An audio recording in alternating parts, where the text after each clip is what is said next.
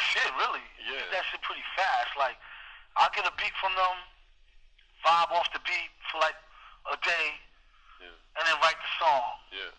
You know what I mean? But I'll be writing a song from another beat that they gave me the day before. Really, man. And you recorded it with them up there? Yeah, in Brooklyn and shit. Hold on a second. Yeah.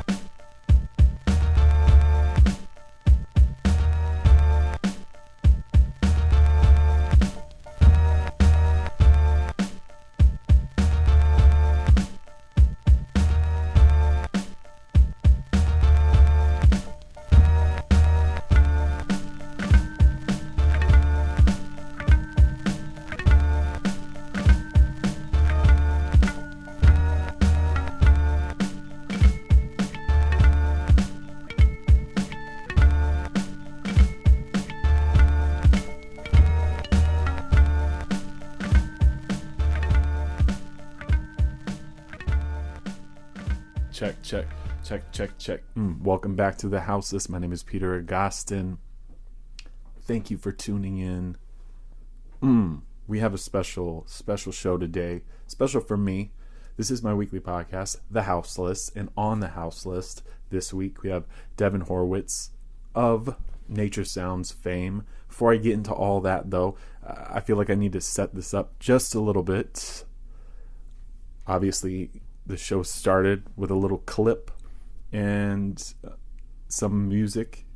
That track, some of you, hip-hop heads at least, may recognize. It's funny, I just pulled that off of a beat CD that Devin produced. Devin made that track. It ultimately came out as a record called My Favorite Ladies with MF Doom rhyming on it. I had that as a beat CD from maybe 2001, and I try to keep, or I've kept a lot of stuff over the years. Musicians and label people and producers and friends and what have you. Over the years, people give you music, CDs, tapes, records, whatever. And with those CDRs from that era, especially in hip-hop, there were, and I know a lot of producers from that time and before and after, and I tried to keep all that stuff. So as I was doing the editing and planning of this episode, I was like, wait a second, I think I might even have an old B CD that Devin gave me. And lo and behold, it was in one of my many books. And I pulled it out, and that beat was on there. So that was the original version of that.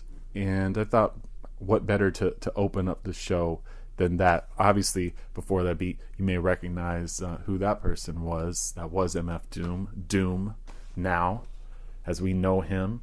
But let me set this up a little bit. And before I do that, I got to do my little portion of the show, my promo portion. I was thinking of calling it my pandering portion, but rather, I'm not trying to downplay it too much.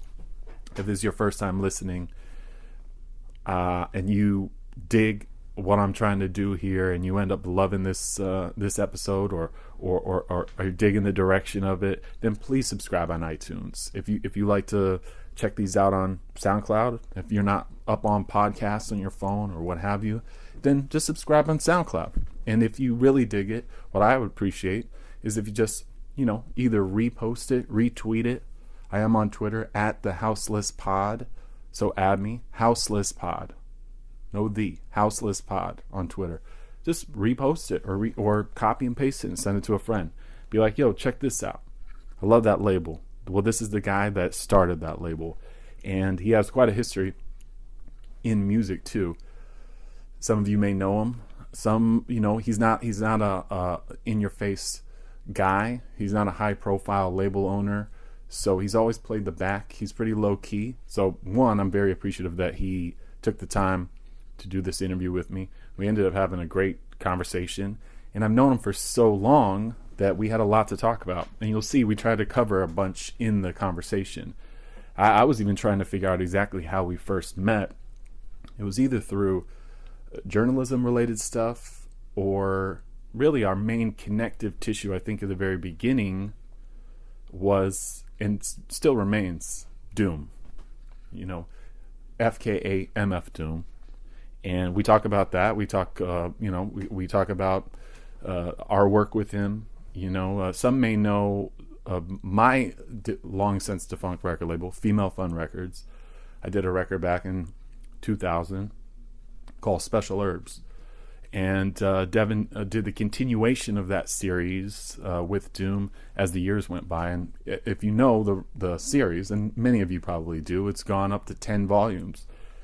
So that's a project that we've always kind of had in common with one another. And when I started the conversation, I brought an old magazine. Now, I used to work at Re-Up Magazine as well. And Devin was a photographer and a writer. And so we even start the conversation where I'm showing him some old photos of a photo issue from 2007 Re-Up Magazine. Great issue. And just to kind of stoke his memory, because he hadn't seen them in a while. And the thing is, as I was doing my research and during the conversation and after, I was like, wow, we really have collaborated and worked together in so many different ways over the years. And if you know me, I just didn't just do a record label or just do a magazine thing. I've kind of dabbled in quite a few different fields in music. Even this podcast is a good example of that. So I was looking back when I did my Culturama music video series, which I did 7 of. Devin, through Nature Sounds and maybe even before, would help me obtain some music videos to use for that. When I was at Re-Up, he did ads in Re-Up, and we did copy together, so to speak. So it was really cool to get back into this conversation. So if you're coming from a hip-hop background, or you're just a fan of that label and they put out a wealth of material, then there might be some older episodes of this podcast, The House List. Don't forget to subscribe on iTunes, that you may dig too. So just real quick, if this is your first time listening, and this is our 21st episode, so it's still a very new thing, So there's a great one with Just Ice, the legendary gangster rap. That's episode 3. I advise you to check that out. Fiona Bloom, who also worked with MF Doom, with Doom. That was episode 4. Go back and check that. We got one with Sean J. Period. That was episode 17. That you may dig that as well. Brian Coleman, great hip-hop thinker and journalist, was episode 13. So I'm just tossing out a couple. If you do like how this one goes, then you can, seek out some of those other ones. So Nature Sounds, the label. Just expansive discography. We go into it as much as we possibly can. So Devin is spearheaded and project coordinated and A&R albums and records from Pete Rock, Master Killa, and numerous other Wu-Tang related projects. R.A. the Rugged Man, he did the J Dilla, J Stay Paid comp, Mobb Deep, Havoc, Tragedy, even Earl Chinna Smith and King Tubby did some amazing reissues in the later years of Nature Sounds. And going even further back, he sort of created, or at least finessed, the High Times record label, High Times Magazine's imprint. This sort of predates Nature Sounds and then evolved into Nature Sounds, and we go into that. In fact, I remember a funny time where I met up with Devin when he was still working at High Times, and we smoked weed in the office at High Times. So that was pretty funny time. In fact, that was even when I think the last time I saw and met up with Doom was with Devin in D&D Studios when they were doing the song My Favorite Ladies, which I found. I was like, okay, let me put these two together. So that was the rough beat of it off of the Beat CD, and then that little snippet of me and Doom talking was from when I was working on a seminal cover story on his career for Elemental Magazine. I think came out in 2003, if I'm not mistaken. Something like that. Maybe 04. It was the first cover story. Now, Elemental Magazine has long since been defunct. Great guys. If any of them are listening, I always really enjoyed working there, freelancing there. Essentially, I didn't work in the office. but they gave me a lot of freedom with that particular story. It was an extensive 10,000 plus word story on his life. And if you ever have the chance to read it, please do. It was the first one, not the second one. It was one where he actually mailed the mask into the office. It was a very much captured a very certain period of time when Doom and I would talk a lot, and when Devin and I were communicating a lot too. And that's my man anyway. Both of them, great folks, incredibly good memories of working with both of them in all of our own projects. So it was really cool to pull this together, chat with Devin, and I hope you guys dig it. You know, this is a great story of just someone that falls into hip hop at an early age, and you just do, and the music industry, and you do a little bit of this, you do a little bit of that, and it becomes your life's work, it becomes your career, and it becomes all that you can do. I know that very well, and it's a story I can relate to even if I didn't know Devin. So yeah, check it out here only on The House List. Make sure you subscribe on iTunes, subscribe on SoundCloud, however you may listen to it. I really appreciate it, y'all. Just doing this for the love, and I hope you guys can engage with it and dig it. So check out my conversation right now with Devin Horwitz of Nature Sounds, only here on The House List. Thanks, y'all. I don't know if you know what this is right here, because people might know you so much from the label stuff, and it's been years of doing the label coordinating projects for Nature Sounds and High Times, and I want to get into that. But this was something. This is. I don't know that I even know what this is. Yeah, so this was a magazine I used to work at called Re-Up Magazine. Yeah. I remember the name, but right, and we did a photo issue, and you had loaned pictures for this. Wow. So I remember. Oh my God. I was just like going through stuff at the crib before I came over here, and I was like, oh yeah, I remember Devin lent us some pictures, and it was like a photo issue with like a bunch of other people. Shit, this is, so wow, I figured this might stoke like something because I know that really before the label stuff even evolved, you did some journalism. I mean, you were writing and taking pictures for stuff, right? Yeah, for sure, absolutely. I was doing that since I was like a teenager. Nice. So just to break it down, since people, this isn't really a magazine you can get anymore. Re-Up Magazine, I used to work at it, and this was the photo issue, and it was basically a photo spread amongst several other people. Bobbito Garcia's on the opposing page, but Oliver Wang, the actor Justin Theroux, Mike Watt, and a bunch of other people contributed. But there's some interesting ones here because there's the Gil Scott-Heron. What do you remember, or like what that was? Yeah. He was performing at SOB's. I want to say that was like around 2000. And I interviewed him at their office upstairs.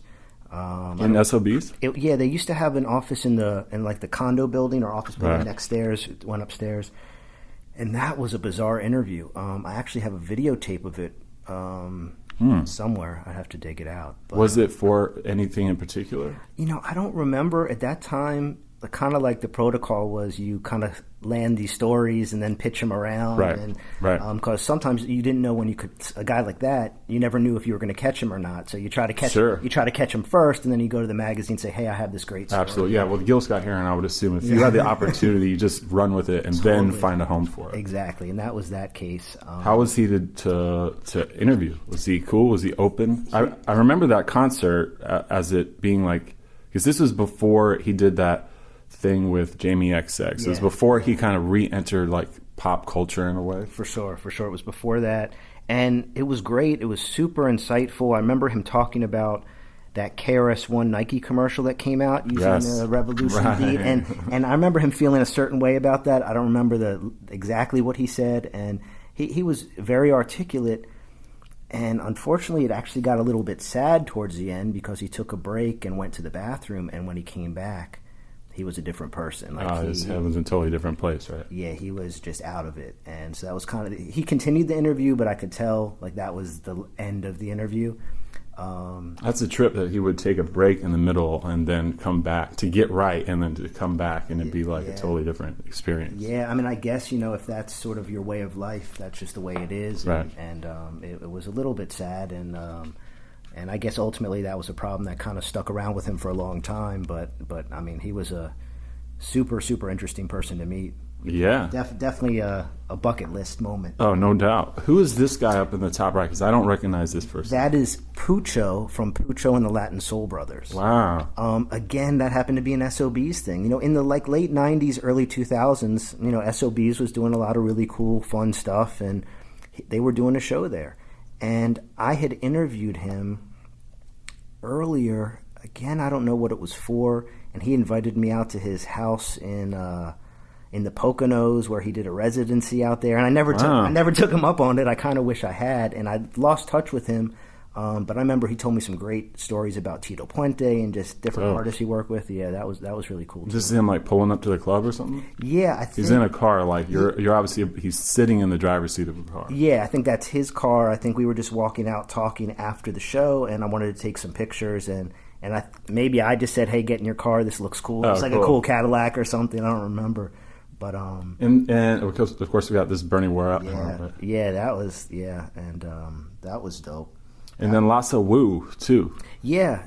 So is this like are these all from around? These look like they're different periods of time, but probably within the same few years or something. Yeah, I'd say they were all probably like late 90s to early 2000s, because at that point, I kind of stopped doing the writing stuff because I was doing the label stuff and working other jobs, and it just, as it's hard to make a living off this kind of stuff. Right, you kind of bounce from project to project regardless of what the medium is. Yeah, and then I was starting to build relationships with the artists on the music side of things, so I was just around them a lot. But most of these were all for some kind of story. Cool. The Wu-Tang, I think these are both at the, I want to say the Pinky Ring video shoot. Right, that was from the W, right? Yeah, I think so. And then this one, I don't know, I think that was from the High Times days when I started doing stuff for High Times. And then I kind of started phasing out the hip-hop journalism stuff. I mean, I was doing hip-hop, but I wasn't working for any hip-hop magazines. I was kind of just doing stuff for High Times. Where were you writing, like, before you kind of bridged into High Times? Because that was an interesting thing too. I want to jump right into that, but like, do you recall where you had been taking? Because you're obviously taking pictures and writing, so not a lot of writers were doing that too. I mean, there's a small circle of writers that were also taking photos. Yeah, I mean, my photos were very amateurish, and it was really more because I wanted to document these moments that I was in. Right, but you were shooting on film, which now, looking back, it's like, oh wow, you captured all that on film, which now takes a totally different value. Right, totally. But I had written for The Source, Vibe, Double XL. I think one of the earliest magazines I ever wrote for was, I don't know if you remember this, Rap Sheet. Of course, I contributed Lester, some. She was Rap Pages. Yeah, Sheena Lester was Rap Pages. Yeah. There was a dude that did Rap Sheet, if I'm not mistaken. And I think I started with, I was still in D.C. at the time in high school, and I convinced him to let me do like a local D.C. scene type thing. Dope. And then that was kind of when the light bulb went off that, as a journalist, you can get access to a lot of shit. Yes, you can. Whether it be shows or music or whatever the case is. I mean, even, just when you start approaching people for interviews, then you're accumulating those interviews, and that becomes something you seek out as later it would be like records or projects and stuff like that. It's all like this sort of, it's one step after another, I feel like. Definitely project driven, sort of. Yeah. So then what was DC like? Because you had just reminded me, or enlightened me at least, because I'd always was under the impression that you grew up you were a native New Yorker. Yeah. Because I've only known you, I think when I met you, you were already here, and I'd only known you as a New York. You work with so many New York artists too, so right. What was that growing up there? I mean, it was really cool. To be honest, I grew up mostly in suburban Maryland. Right. So, I mean, I saw the DC influence of DC hardcore and those scenes, but, I wasn't in it. I wasn't in it until, I met a few kids in high school who were really heavier into hip-hop and heavier into hardcore and got exposed to a lot of things at that point. But, it was really sort of growing up in suburban Maryland. So It wasn't, it was really me more looking at New York as, hey, that's the destination. That's Sure. where I need to get eventually if I want to be involved in these things. And I was always into music and always into writing, and I kind of saw that as the hub for that. Did you know the Soul Controllers? Do you remember Yeah, them? they had a radio show at University of Maryland. Right. I think, and I'm dating myself, but I think I actually rhymed on their show once. What? That's a whole other part of my life we don't need to get into. And then I think we did an interview there because me and my friend had started a hip hop zine in DC. Oh, really? What was that called? It was called The Down Low. Oh, interesting. Okay. And so they had invited us up there to talk about it and whatever. And how many issues did you do?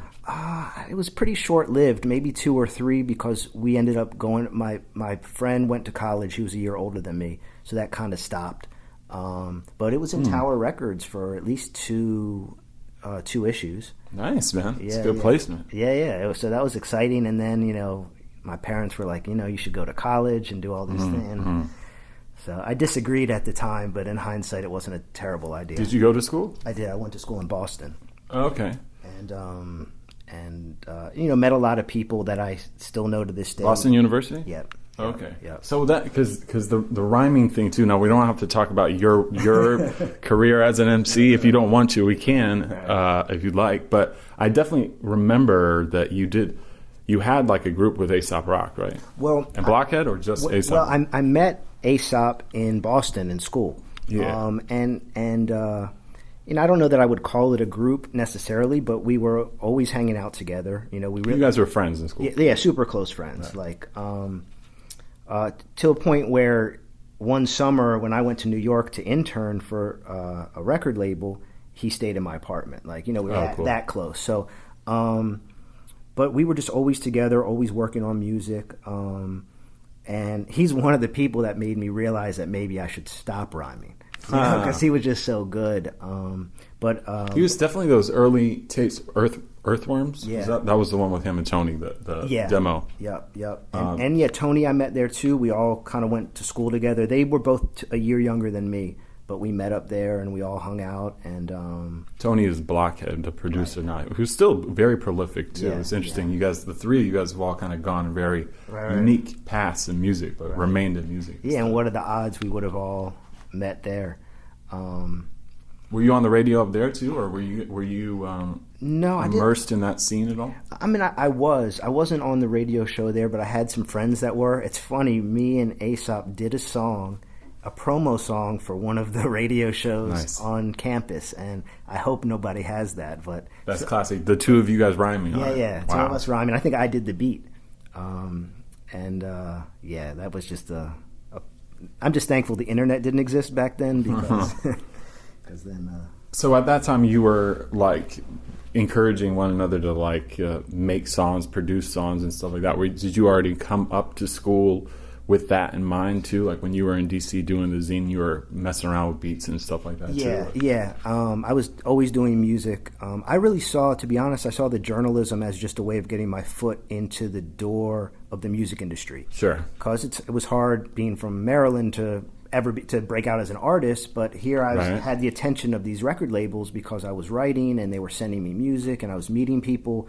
So I'm like, wow, this is way easier than trying to get a record deal. No question. So I was able to learn a lot about the music business by starting that route. Right. If you go back, if you go back to these old sort of indie music magazines of like the early to mid 90s, and you like Herb, for example, and any number of other ones, and you look at the people that are writing the articles, and particularly the people that are doing the record reviews, that didn't necessarily do a bunch of features.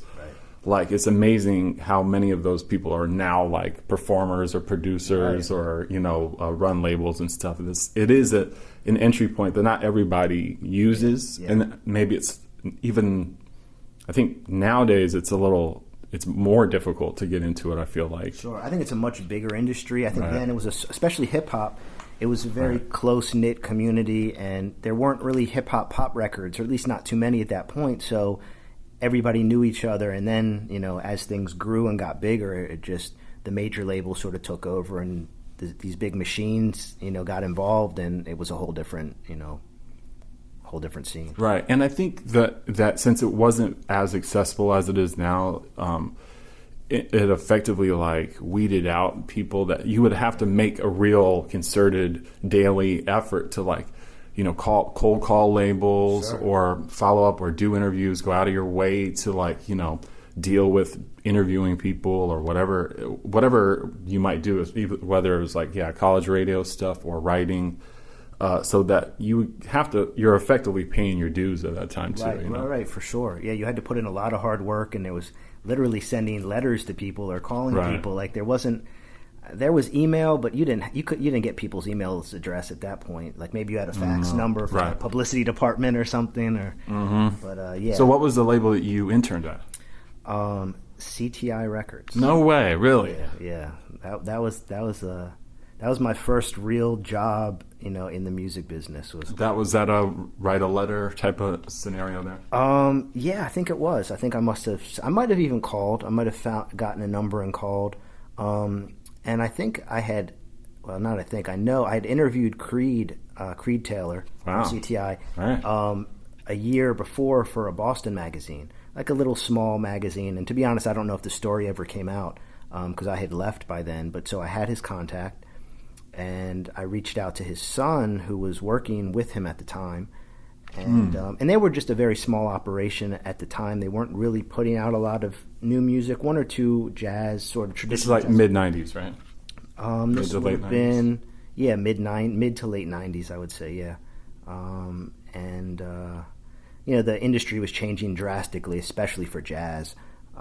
So it was a very small operation. It was really just Creed and his son and myself. Really? Yeah, just giving them a hand. I mean, they had other things they were involved in, sure, but this particular office was very small because they just weren't putting out records on the level they used to. And were people buying? Were you doing mail order or what did your job entail? It was really whatever they needed me to do. Right. But I remember Creed was very particular about faxes. He wanted to keep all of his that was the main way to communicate because he didn't have email then. So I was constantly logging his faxes and making these fax books. It was the most bizarre thing ever, but I was so fascinated because it was like an insight into how his world operated. Right. They had a few jazz records that were out at the time, so I might call record stores and do retail follow-up. They might have had a listening station at Borders, and I would call and see how that was doing. Just little things like that. But it wasn't like there was no warehouse to speak of or anything like that where they were like, just peruse the master reels. It's funny you say that. I think they have a big warehouse that I have yet to been to, but there was one in the basement of the office that I saw a lot of really cool stuff, saw a lot of great photos. They had a lot of old albums. And it's funny, they had told me a story about how somebody had broken into one of their warehouses and stole the masters to Bob James 1, 2, 3, 4 and his Fender Rhodes. Damn.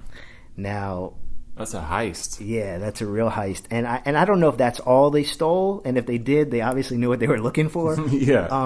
That was some hip hop shit right there. Yeah, and there's always that story about the version of Mardi Gras with no bells that Biz has. Right. And that made me think if somebody happened to steal those reels or got their hands on those reels, they probably could have made that version. So I can't confirm that exists, but right. Interesting. Or even the story. That was so long ago, but if I remember it correctly, I thought that's what he told me is somebody stole just those things. Wow, what a weird and interesting entry into working at a label. That was your first experience at a labels, right? Yeah, definitely. Well, I had done street team work for labels in Boston and in DC, but it was the first time showing up to the office of the label as an employee. And I think it was because they were so small at the time that I think they were shocked that someone even reached out to them. I had talked to a lot of other labels, and they had said, yeah, you could intern on this day, or I had some conversations, but it was I think everybody was applying to these bigger labels, whereas bigger hip hop affiliated labels. Yeah, right? Jive, Loud, I forget what else there was at the time, Sony, but they were just a very, very small operation, so I think they're oh, well, sure, we could use the help, and it just happened to be an entryway in. When did you move to New York then? Would have been 96 or 97. So that's actually 97 I want to say, and that's probably when I started at CTI and then also High Times. Oh, so it was like, okay, I got this internship. This is for real. This is I have a way to move to New York. Well, I was going to go regardless. Okay, Actually, that's not true. The summer before I went up, NYU had this program, whereas if you were a student at another school, you could stay in their dorms for like a really, really cheap rate. So I went up. Yes, I did that. Yeah. So I went up one summer, and that's when I started working for CTI, and at the same time, High Times. So I had that internship. So I knew, okay, if I could maintain that relationship, I could probably come back the next year for a real job. Right. When I worked at Sandbox, so that's what I did. Okay. Yeah, I stayed on Broome Street. Okay, yeah. With like 10 dudes in an apartment. Yeah, I stayed right next to the coffee shop in Union Square. Yeah, the corner coffee shop diner place. There's an NYU dorm right there, and it looks way different now. But yeah, wow. it was very cheap compared to what it would cost to live in New York. Let's just say that. So then High Times was what started really around the same time, then, right? Yeah. I started. That was another one of the places I tried to get an internship. And between the two, but at that time, the label didn't really exist, did it? High Times label? Yeah. No. That wasn't until years later. Right. So this was like 97 where I started interning at the magazine and CTI, or 96, and then I moved in 97 and just started working there a little more and doing a lot more, tons of freelance because I was kind of getting paid next to nothing. Probably at both places, right? Yeah. I think they gave me a little bit of money, but it wasn't enough to live on in New York. And I have to thank, it's A1 now, and I don't know if it was A1 then or if it was Sound Library then, the old location of A1 on 7th Street. Right. Was it? It was Jared.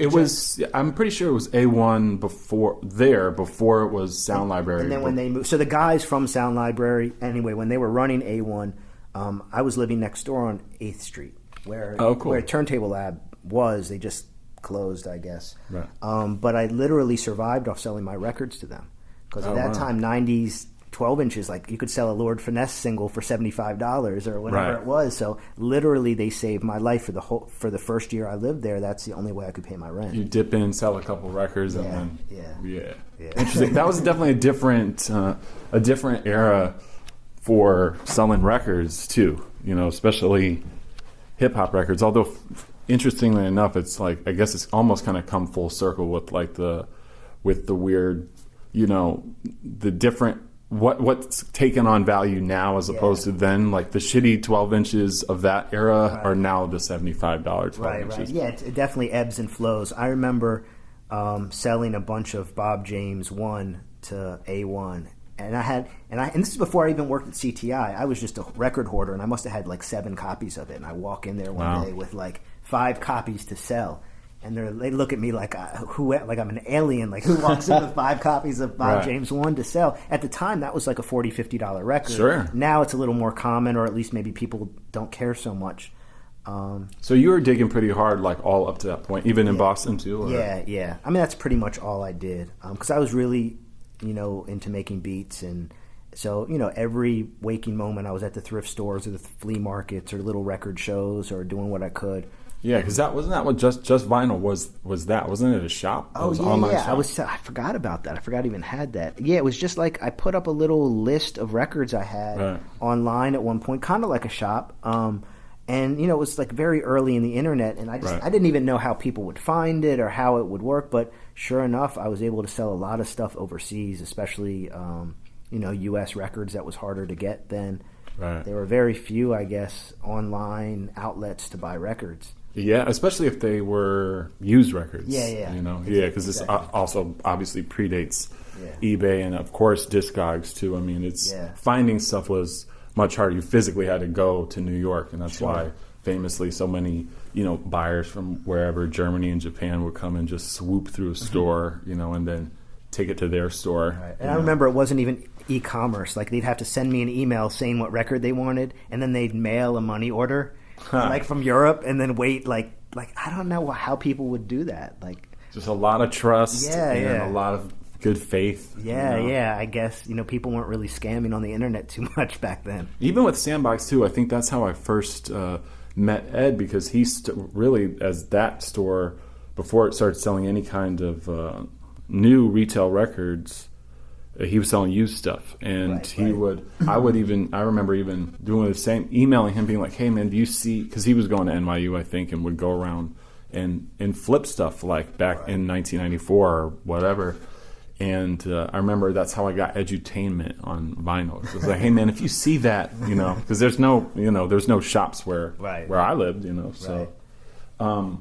So then, what was the experience really quickly just with High Times? Is obviously that's a world into itself. That's those dudes that probably don't even think or know about CTI Records or hip hop shit at all. No, totally. That was just kind of a fluke, I think, as like a stoner college kid, thinking like what would be the coolest job to have, and and I think I was literally like flipping through a magazine with some friends, and I just got the idea. I think there was an email address or a phone number, and I sent a resume up there, and they were happy to have me. I mean, I had some experience. I had done a lot of journalism. I smoked a lot of weed. Yeah, exactly. Like you couldn't find a more qualified weed smoker. But I knew a lot about graphic design. I knew a lot about journalism. So I had the skill set. So it kind of made sense. And what did you do? I mean, what was your role there? I started as a production assistant, which was basically helping out with a lot of the mechanicals of the graphic design. Back then, a lot of the stuff was not necessarily done on computers. It was like paste-up work. Wow. You would cut stuff and then photograph it. And there, I mean, we were still using computers, but High Times was just transitioning kind of into the digital realm. Wow. So I was essentially just assisting the production manager and the art director. And then my responsibilities just built from there. And it was one of those jobs that's hard to leave. Yeah, I remember I went there. I remember I hung out with you there one time. I remember we actually smoked weed in the office there. Yeah. I can't remember. I mean, it was so long ago too, but it was definitely in the tail end of your time there, because I think the label, the High Times Records, was already existed by that time. Yeah. So, but I would think that, I mean, they were probably pretty cool people working there. Yeah, it was very cool. Everyone was a lot older. They were like, most of the people had been there forever, because I think it's one of those jobs that unless you have some motivation to do something else, it's sort of a place where you spend your career. So once you're there, you wouldn't want to leave. So I was clearly the youngest, and most of the people were 10, 20 years older than me. Wow. I'd been there since the 70s or since the 80s, and but it was definitely a cool place. I mean, I went to Amsterdam a lot of times with them for the Cannabis Cup. I got to DJ in Amsterdam. I got to do a lot of fun stuff, meet a lot of cool people, a lot of artists. It was a breeze to get an interview with an artist when he told him he worked for High Times. Right, I would think so. I mean, that's a no-brainer. So I think that really helped me build a lot of relationships with artists, because all of a sudden I was the cool guy from High Times, and and everybody wanted to see what I was doing or involved in, so that made life very easy. Yeah, I mean, and you're not like the 60-year-old like deadhead in like Birkenstocks, that's trying to get a interview with Redman. So like, exactly. I can see how that would really stack up pretty in a great natural sort of way. Right? Yeah, and the connection with hip hop and High Times was just starting. They had just put Redman on the cover, or Cypress Hill, or I forget the order of how they did that. But that as hip hop was really starting to grow, High Times saw the value in that market and saw that that's where a lot of their new readership was coming from. So you were probably, I mean, I'm sure that you were bringing tons of hip hop content to the magazine, right? I was, but they were pretty hip to it already. There was the music editor at the time. His name was Steve Bloom. And he was he knew what was up. And Greg Kaz, who's a DJ now, I don't know if Greg Kaz, what is he DJing Cassius, I don't know. I think that may be his DJ name, Greg Kaz, C-A-Z. His last name's Cassius, but he was always super knowledgeable about music, and I think he was the resident hip hop guy. And he actually turned me on to a lot of great like Brazilian music and just stuff I'd never even heard of. So that was just overall a really fun time. How did you? Were you the one that brought up the idea of starting a label? Like, were they like, we need to, expand our reach? Right. They were doing the High Times Cannabis Cup in Amsterdam every year, and there was a company who was kind of involved in helping to produce that, and I think the company, I think they may have talked to High Times about starting a label or about starting a music venture, but weren't really sure how to do it. And I kind of overheard little bits and pieces of that. So I kind of stepped in and offered. I said, hey, I can do X, Y, and Z. Let me see if I can raise some money and pull these things off. And so I kind of just took the idea and ran with it, because I saw they were talking about it, but they didn't know exactly how to go about it. I mean, I didn't know how to go about it either, but I was younger and hungrier to just try to make it work. I mean, and you had, as a hip hop, head. I mean, I think at that era too, you become really especially if you're a journalist, you become really in tune with record labels. Like they Sure. play such a big part in hip hop too, right? So you kind of start learning just even from afar. You can absorb it pretty easy. For sure. And I was also building those relationships with the artists, where I could go directly to the artist and say, hey, can we make this happen? Right. And for High Times, they were much more excited about doing a song than, Joe Schmo record label. Right. Because the THC, that compilation THC, that was Right. the first thing for the label. Yeah. That was like your first project too, right? Yeah. Definitely that was the first record, and my first record that I ever was really involved in on any level. How did that fall together? And was it a pleasurable experience, like as a very first kind of for it? Because again, it's a different, in a classic compilation sense, it's a different artist on each track. Right. No, it was very cool because I got to deal with all these artists, and it was kind of my call as to who was on it and Nice. what artists we work with. No, I mean, we couldn't afford. We still had a very, very indie budget. Right. Because High Times, the magazine, really wasn't investing in it. They were just lending the name I see. to it. So it was sort of an outside venture. But with the resources we had, we were able to get RZA and Right. I don't even remember who else. It's like the Beat Nuts was on it. Yeah, and, Be Real was on it. Boot Camp Click, MF Doom. Then that started. That was a. So that was the first kind of connection that you guys had made. Had you done any kind of journalism stuff? Yeah. I first met him in '93 or '94 at the New Music Seminar. In New York. Right. I had I interviewed him up at the Electra offices. Wow. So this is Black Bastards time. This was right before they got dropped and all that happened. His brother had already passed. Had just passed, like maybe a month or two before. Oh wow. I don't know, maybe a few months before. The timing, I'm not entirely sure of. But he was still on the label at the time. And they were still planning the release. So I mean, if you're up there doing an interview, there's still there's a press campaign in the works. Yeah. And I think, actually, to be honest, we were up to interview Dell. Yeah. So this is for the No Need for Alarm record, because Dell was on the cover. This was the Download magazine. This was like from far. This was so. So he ultimately made it to the cover of Download. Yeah, and then. He was listening. He was in another room when we got there, listening to some music. And my friend, who at the time was way more knowledgeable about music than me, and still is to this day, but he's like, "That sounds like KMD in the other room." And so he's like, "Yo, he's listening to the new KMD record." Like, wow. So he picked up on that right away. I didn't really notice. And then, sure enough, Zev walks in the room. Damn. So Dell and Doom were in there listening to the KMD album, bugging out about it. And then when it was time to interview Dell, we're like, please, it would be dope if you sat in. And so we ended up asking him a bunch of questions about his project, and he said a lot of things about it. And I still have the interview somewhere. Wow. And Dell and him were in the room at the same time. Together, yeah. Crazy. Yeah. So that was like my first. Yeah, it's totally serendipitous that you guys just all happened to be there at that time. Like he just totally was there. Nothing was scheduled. Nothing with him. Just Right. with Dell.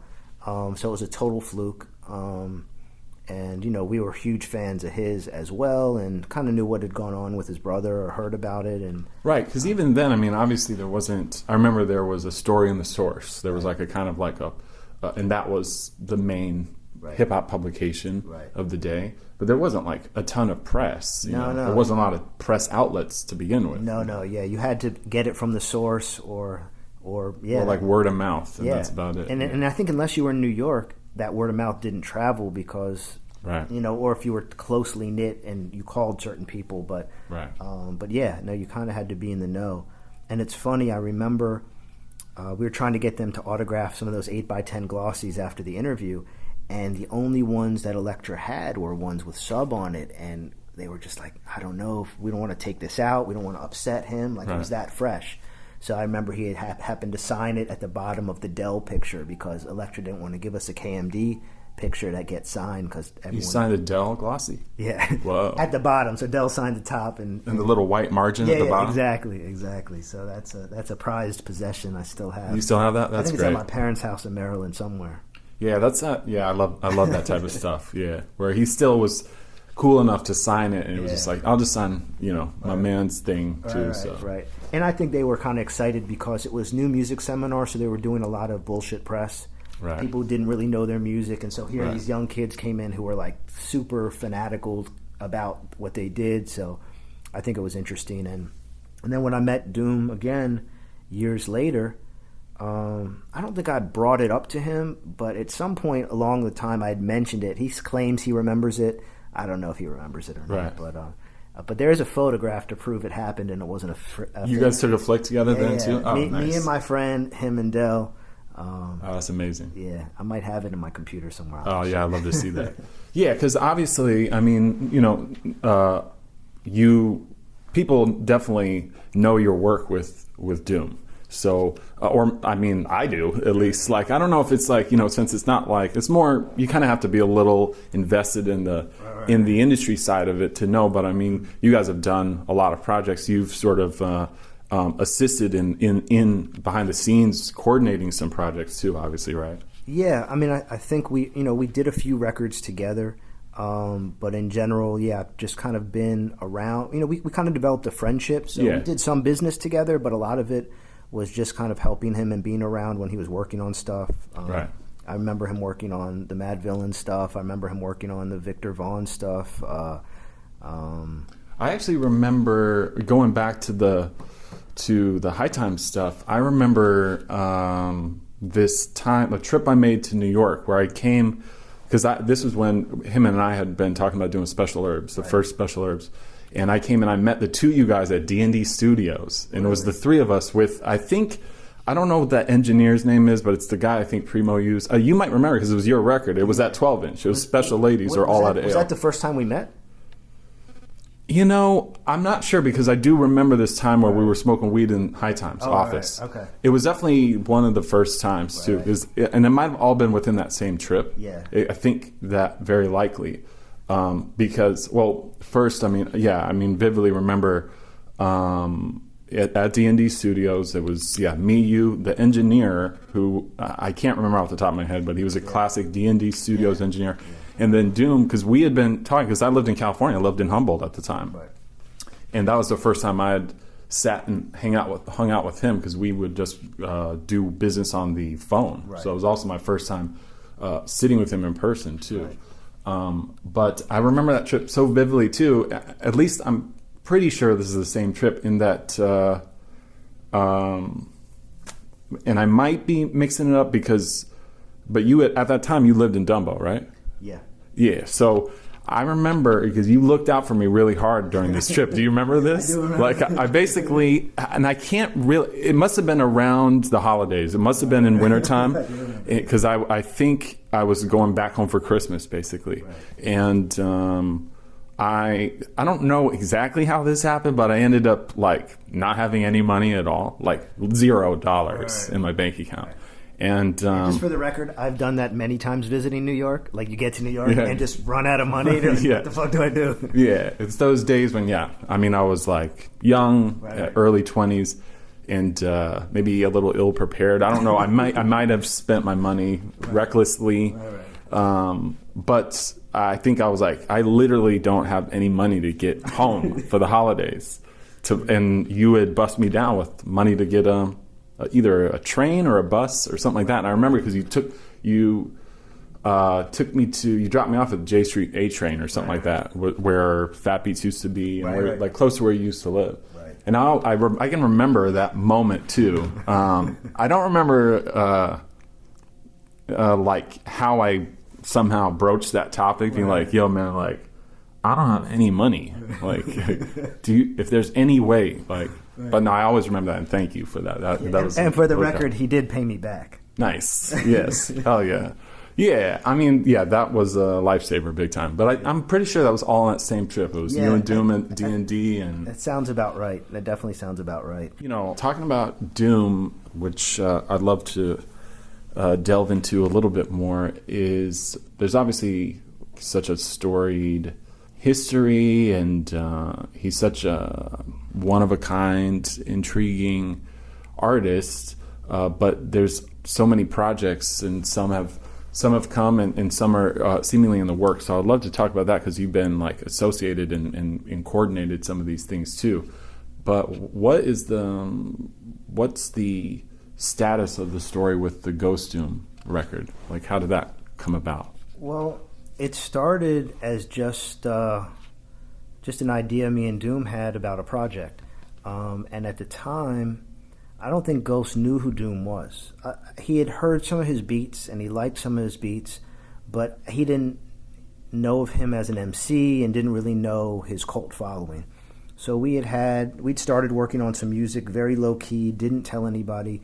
And the intention wasn't to tell anybody. It was sort of like, let's see how these go. Maybe we'll use them for a Doom record. Maybe it'll be a collab record. Who knows? But one day, Ghost was doing an interview for MTV. Okay.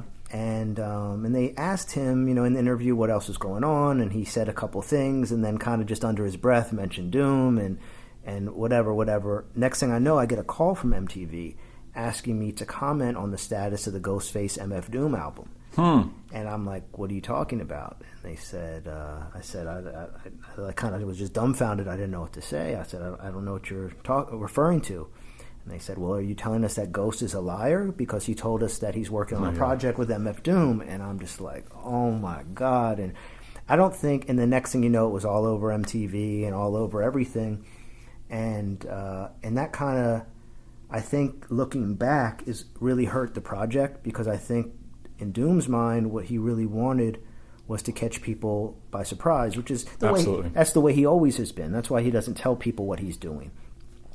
So I think, as an artist, there's something so invaluable about surprising your audience, especially on that level. It's not like, it's something that no one ever would have expected.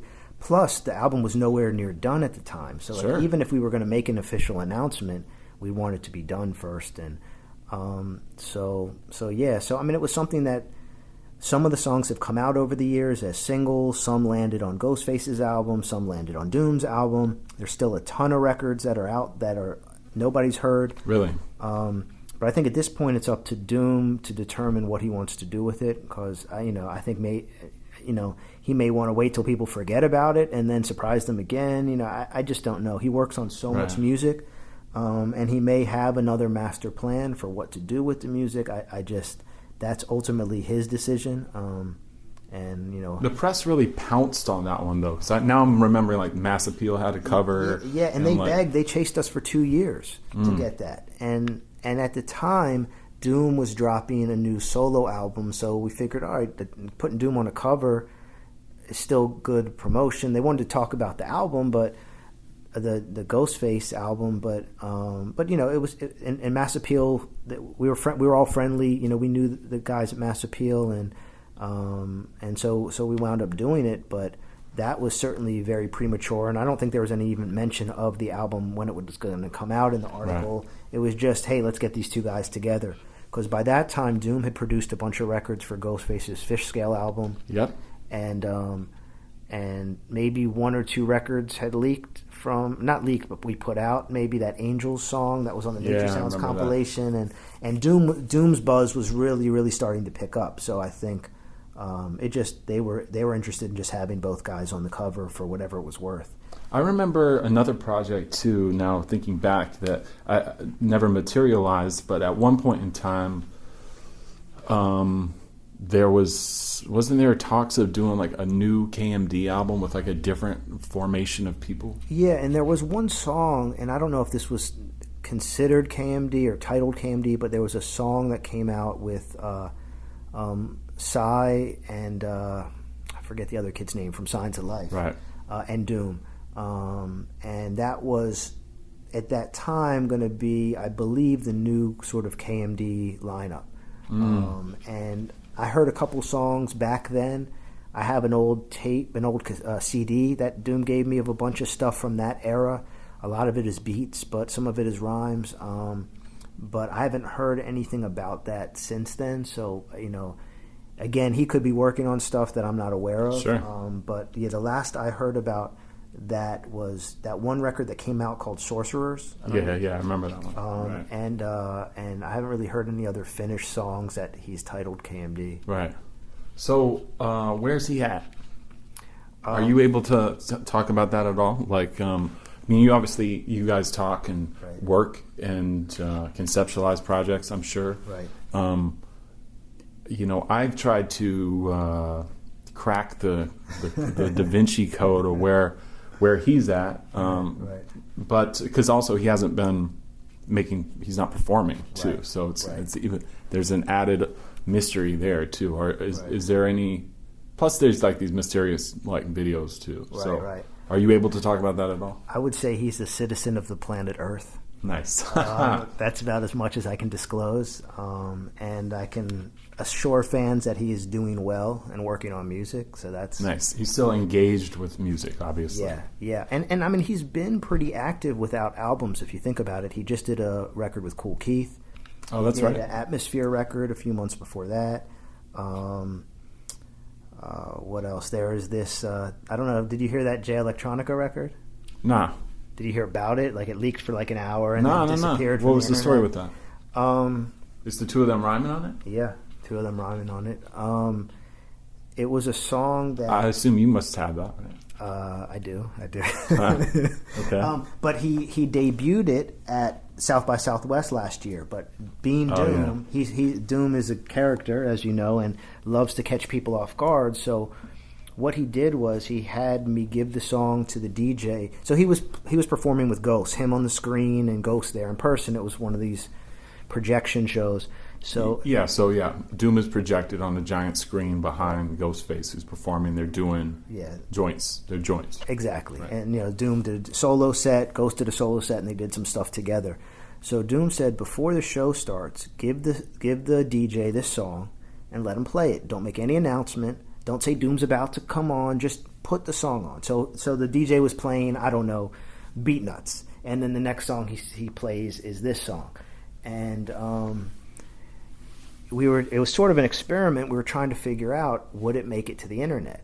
Because, everyone's always got their cameras out and taping everything. But if they didn't, but they're probably not going to be taping some random DJ set. So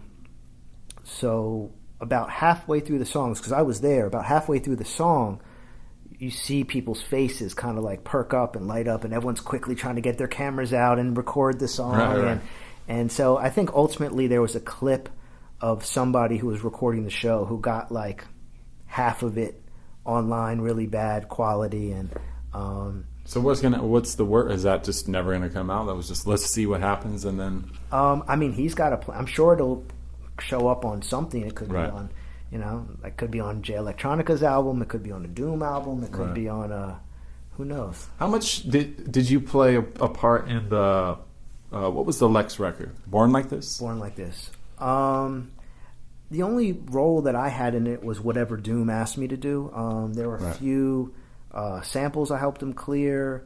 I think he licensed a Dilla beat from us for that the Gazillionaire.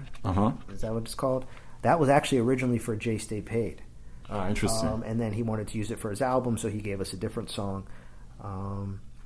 Just whatever he needs. Like if he calls, if he needs something from me, I'm there. So if it's just like, hey, what do you think of this song? Or hey, can you contact this artist for me? Or he doesn't communicate with the outside world too much. So usually it's him trying to help connect him to the outside world for whatever he needs to accomplish. Right. How many times have you guys been in the studio together? I mean, the studio is a relative term. Like working in a creative sense of music being produced and created and recorded. Well, with him, he's old. Like even if he's always working on music, always. Even if he's just listening to records or playing a beat or just meditating. Like for him, that process, from what I gather, that process never stops. And there's never like, okay, let's stop and go to the studio and make this. Right. It's, his studio is always around him. And that's sort of his office, his lab. And he's always, we might be having a conversation about something entirely different, but something's going on in his head. So I would think that creative process never stops for him. It's a constant, yeah. Yeah, and we've spent a lot of time together, so, that being said, but I think in general when he wants to actually dig in, or meditate or get into a certain, he's best to be left alone. Right. I think that's where he's the most productive, and so, I mean, I've been in those scenarios with him, but there's also times when it's like, okay, I'm gonna bounce and I'll be upstairs if you need me, or I'll be down the street if you need me, or whatever. So yeah, because I'm thinking back to like both on that Food album and the King Ghidra. There's these like some of my favorite works of his are not necessarily the songs with vocals on them, although I still think he's an absolutely incredible lyric writer. I mean, the guy has a sense of humor like no other MC, and like that flies so high over people's heads. It's amazing. But is those suites of samples, vocal samples. The dude is a genius for that alone, and especially there's that suite of tracks kind of in the middle. It's sort of like Special Herbs, but it's with all those vocal snippets. There's, of course, the famous joint intro, I think, from Black Bastards, too, which is an early example of that. Have you ever seen any of that stuff? No, I've never seen that technical process of making those. I've heard a lot of things that he's done, and I think that's just one of those things where he's like in the lab by himself. Maybe he's smoked. Maybe he's just bugging out, having fun, and just like the same way anybody who, I think I think when nobody's watching is probably when he's the most productive and most in his element. But no, I've never watched him do that. I've heard little pieces and bits of things that gave me some insight, or he'll be like, remember that movie? Check this section, and then I'll hear it and I'm like, whoa, how did he... but I've never really fully watched him do it now. Yeah, because that, for anyone that's done any kind of production, especially if you kind of come or started in the early 90s and stuff with whatever, kind of cut and paste, pause, mixtape type stuff, like especially for hip-hop or any kind of sample-based production, how painstaking and time-consuming that stuff can be, is dropping certain little vocal snippets in and getting them to actually have like a cohesive sort of story. And he goes beyond that. He gets the cohesive story, but he also has like an impeccable sense of like comedic timing with how he does it. It's like that's the most interesting part to me, because I've seen people do the splice little vocal clips together and tell a story, but how to make these characters have, because a lot of the clips seem like they're coming from like very serious pieces of whether it be movies or whatever, and he somehow interjects humor into it by the way he moves things around and the way he has the characters respond to each other. It's taking really cool. Yeah, taking all those tones of with people saying words out of context, recontextualizing them so they're having their own dialogue, where it's like, there's some pretty heavy topics on race and any number of things too that like he kind of mixes into this thing that if he was to do, I'm just saying, if he's listening, I love the dude, and we have our own little history too from the small projects we did, but if do a whole record like that would be some next shit that people... Yeah, that'd be sick. Because people aren't, especially in this day and age, everyone's attention span is so fragmented. And, it would have to take a long time to do some shit like that. But I think conceptually it could be just like it's like watching a crazy...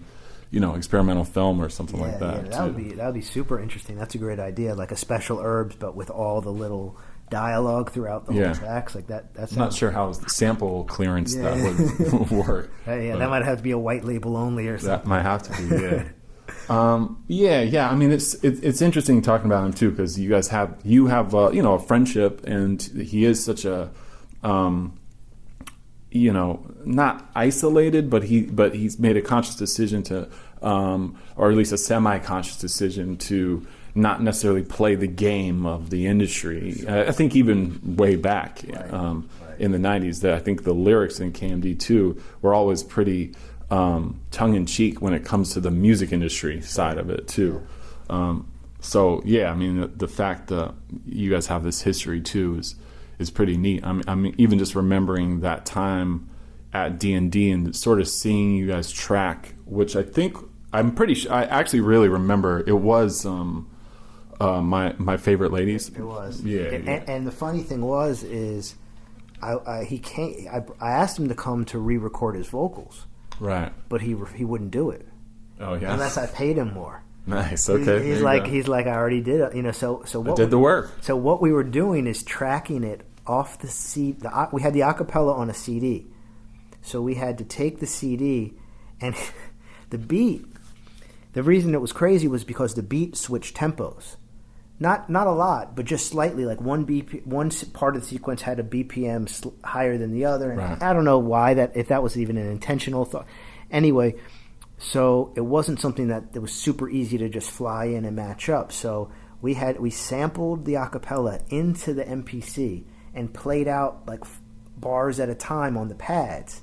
So we basically had to repunch his vocals, but I wanted him there to make sure he felt like it was all correct. Interesting. Yeah, I didn't realize that. Yeah. So it all got repunched off the MPC onto the 2-inch reel in order for it to get mixed. Wow. It was bizarre because back then there was no Pro Tools. Right. So you couldn't just chop it up and do it. It was all manually punching in the vocals. Yeah, like one line at a time. Did you make the video for that? I mean, we were. What was the music video for that? Yeah. At the time, we were actually sharing. Nature Sound shared an office with this film company, Greenpoint Pictures. Okay. And it was actually a good friend of mine from school, good friend of Aesop Rocks. Anyway, another tie to everything. So we didn't really have any money to shoot a video then, but they were an up and coming, film crew, and they're like, hey, it would be cool, Right. And I don't know that we even paid them, or we paid them a little bit, but that's how it got made. Well, I remember, it was so funny that you say that too, because I didn't know that aspect of it. Yeah. Back then I was doing the Culturama videos too, Right. so I was doing music video compilations. Right. But I remember, he has these two iconic videos that I had gotten from the director too for Question Mark and Dead Bent. Right. And this guy Piston Honda, and both of those were his like NYU like dissertation like film student thing. That's so funny. it's like film. It's funny how and I highly doubt he was paid at all. I mean, I'm sure, because there aren't a lot of music videos with Doom as MF Doom where he's physically in the place. In that era either for independent labels. No. There's not a whole lot, but I don't know what I had to do to convince him to do it. I do remember buying him a pair of New Balance sneakers. Tight. For the video, but as far as I know, that's the only compensation he got. I think he got some Tims for the other one too. There's a weird story on the internet too that the filmmaker wrote. Maybe he just figured that was standard in the music business. You basically ask the label to get you shoes, and if I had to if someone wanted me to act in a music video, I might have to try to slip that into the writer as well. Exactly, but again, I wished I knew how historic that was while it was happening. I remember I was working at High Times still, like a day job, as a graphic designer. So they were shooting the video, and I was, I couldn't be late to work, and it was like one of those things where I kind of wish I was there for more of it, but yeah, because there's not a lot of footage of him too. Not much at all. No, which is a shame, because the thing is too, because I wrote this long ass article about him in Elemental magazine. It was actually the last time we ever spoke like on the phone. Right. But it was an exhaustive piece. It was a cover story where they just had the mask. Right. It was the original one. I think Elemental did another one that I have no association with. Mine, I know, was the superior one because it was like over 10,000 words. I talked to everybody. And he was really there for yours. He was there and participated big time. But the thing is, he's actually like a really great conversationalist and super funny and affable and kind and kind of just like goofy and definitely one of the most likable people I've encountered, and super friendly. Just always asks how about how I'm doing, how my family's doing, how just a really genuinely nice person. And yes, a great sense of humor, super intelligent. Yeah, like almost to the point where sometimes I feel like he's like downplaying how smart he is, because it's like he's that smart. Just an exceptional person. Definitely feel fortunate to have a good relationship with him and enjoy spending time with him just on that level. Yeah, absolutely. Yeah, I mean, to have that going and that kind of access to is pretty priceless. For sure. It's tough though also, because then it's like it's hard to be the label and be like, hey, can we do an album? Can we do this? Like, I don't want to, like, it's one of those things where it's a fine line you don't want to cross. Yeah. So I kind of gave up on being like, hey, let's put out an album, or when's that album going to be done, to more just like, let's find ways to get money together. Right. Sometimes the word album can scary. be a very scary word. Totally. I've noticed that. Yeah, it's tricky when you start throwing album around. Yeah. Because the album is a lot of work. Yeah. It's a lot of for him, for MF Doom, for Doom. Yeah. Like, there's a lot of expectations, Right. And some of them may be, unnecessary. I would hate to think that it somehow affects his work, that like, the press and, consciousness of pop culture, like, could somehow prevent him from creating, but or at least releasing stuff. Right. Right. Yeah, I mean, I think that with technology, even as isolated as he is, I think it's hard to be removed from everything, because even if he's not seeing it, he does communicate with friends and family, and they see things, and I'm sure information trickles back to him. So I think it always is going to have an impact. I don't think it's going to stop him from doing, but any external, part of the reason why I think he keeps to himself is because external stimulus does have an effect on everybody, whether you're aware of it or not. So I think does he get on the internet? I mean, I think so. I think he's email. I've gotten an email from him before. I don't know how regularly he's on. I think that's like if it's an emergency. That's if he needs something. And he's very tech savvy. Like as a producer, I would think so. Yeah. So it's not like he's not familiar. So I wouldn't be surprised if he's using the internet for his own benefit, to study and learn. I mean, he's very big into knowledge and studying. So there's a great wealth of information on the internet for that. So I think he's probably, tapped into that, but I don't think he uses it a whole lot to communicate with people. Right. There's something so invaluable about getting to a certain place. I think any human being can do this, but to be like, I don't need to email. I don't. Yeah, I'm cool. Like, you know how to reach me. Like, whereas like, so many other people are so indebted to it or addicted to it. Yeah. Like, there's something so I feel like I'm pretty good about leaving shit sometimes, but like for someone like Doom or an artist like that, like a real artiste, that's like, there's something very enviable about like being like they could take it or leave it, and it wouldn't really totally affect their lives. I wish I could do that sometimes too, but I think he realizes that it's part of his process is to remove himself from that. Well, and the only way you can really do that is if you have a couple people around you that are always on that shit. Yeah, exactly. It's like if I had 4 assistants that were checking emails and relaying the messages back to me, I could do it too. Right. And I was kind of, as I was preparing for the interview too, or our conversation, High Times ended up doing, like, it was a pretty prolific label for that early run. It was the early 2000s at that point in time, right? Yeah, and there were some records that I wasn't as involved in. Some of they did a few non-hip hop things. They did like a stoner rock record. They did a couple other things, but I'm trying to think. But you did the Earl Smith, right? Okay, so that one, it's a funny story because... And Augustus Pablo, those two, right? Or no, I'm sorry. Well, Earl Chinna Smith had his own label back in the day that was actually called High Times. Right. And it was unaffiliated. I mean, I don't know who came first, the chicken or the egg, but so that record we actually put out, I think, on Nature Sounds, the Chinna Smith, but it had the High Times logo on it because his label was called High Times. Interesting. If I'm not mistaken. Are you talking about the Dub It record? Yeah, Dub It. I'm pretty sure. There's just a couple. You just did a couple of albums, like they were reissues, basically, right? Yeah. And no, I think that was early Nature Sounds time. So for High Times, it was the THC compilation. We did a Defari album. Okay. The Odds and Ends album or something. There was like a Self-Scientific or something like that. That was Nature Sounds too. Yeah, now I'm gonna let you talk because I don't want to mix it all. Yeah, no. So High Times had a little bit of a run, and then I was starting to focus on doing something myself, because I was doing this for them, but it wasn't my own venture. And, and I'd always wanted to do a label, and I'd always worked on music. So I think at that point I was also sort of planning the launch of Nature Sounds towards the end of the High Times label stuff, because the business on that, I was young. I didn't really know what I was doing. I was more excited to have the opportunity to get something off the ground and to learn on someone else's dime. I learned... Yeah, that's crucial. I learned tons and tons of things without having to blow my own money, which was, great. But I didn't see a future in it, and I think High Times wasn't that interested in being involved. Right.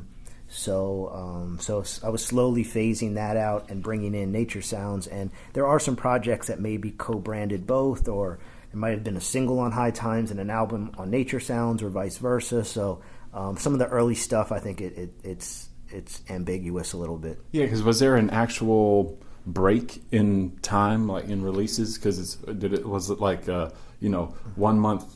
Not looking at like the discography in front of me right now, but it wasn't like some years had passed and then you resurfaced with a new label. It was like for instance, the next month you were dropping records on your own label. Well, like for instance, there's a Doom record that is on the High Times compilation, and me and Doom were which is that's the single, right? That's the My Favorite Ladies.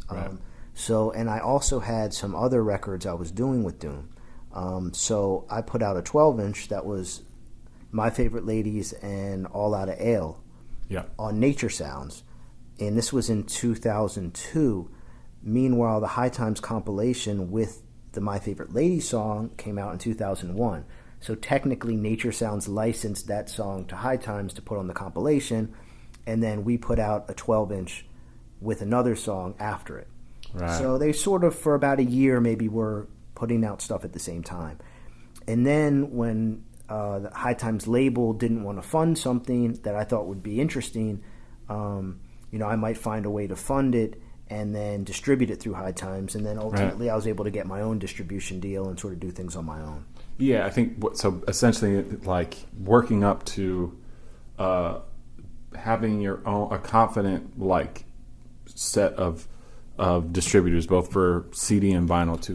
At that time, it was different, two different entities, right? Yeah, absolutely. And digital was virtually non-existent at the time. So, so it was just really building a track record that said, "Hey, I kind of know how to do this." Even though I didn't, but I knew. Well, I mean, that's the same for everybody. Yeah, I knew enough to have a few things that were quasi-successful, and or at least came out without people getting sued and people losing their shirts. So. Right. And that was through Caroline, right? With CDs and stuff. Right? Yeah, and Caroline funded the whole High Times label. I basically pitched them the concept of the THC record. It wasn't even done. Maybe I had the Doom record done, right? Or a couple, or some ideas, and then they agreed to fund it to make that record a reality. And I don't know if they knew it wasn't done or not, but that was just saw at least the investment was worth looking into. Yeah, and then the High Times brand is a very, very valuable brand. I think, of course, I could have come in there with nothing and the worst ideas, and I think the strength of High Times, they probably would have been on board. Right.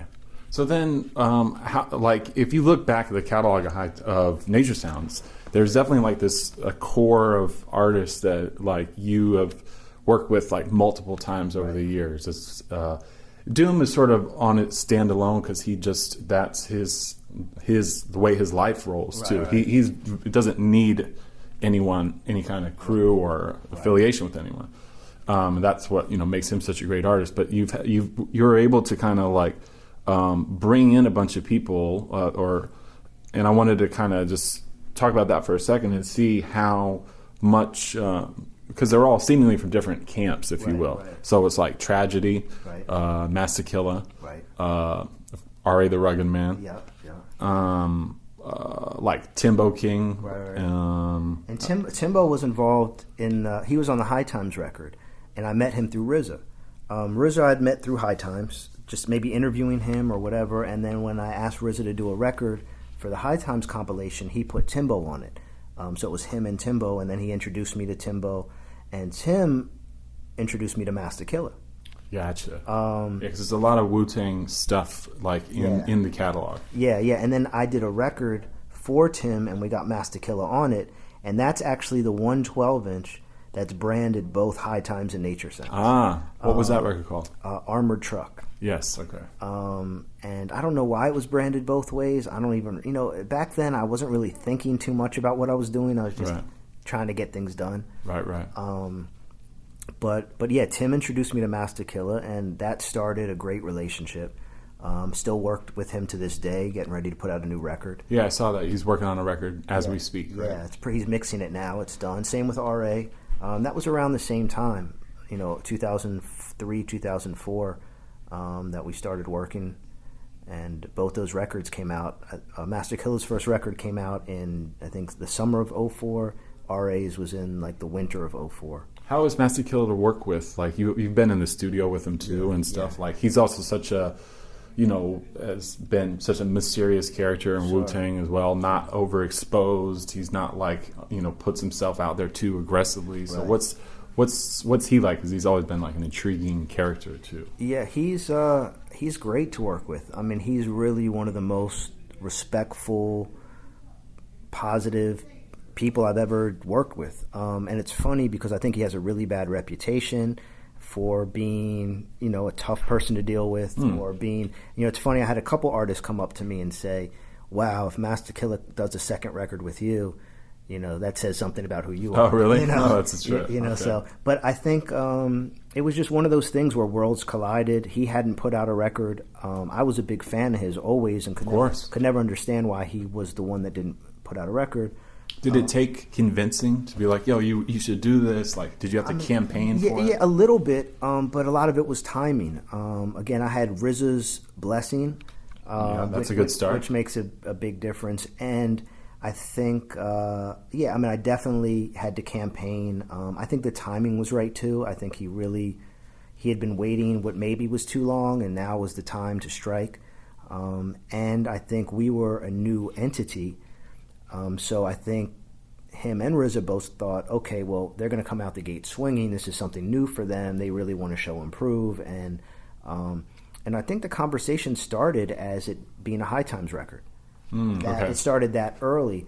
And then, I just wasn't confident that I could control and deliver things that he wanted in the High Times scenario, because I didn't own it. It wasn't my company. Right. So that's when I proposed maybe doing it through Nature Sounds, and sort of the rest is history. How involved was RZA in the actual album making of the album? Well, I think he was very involved.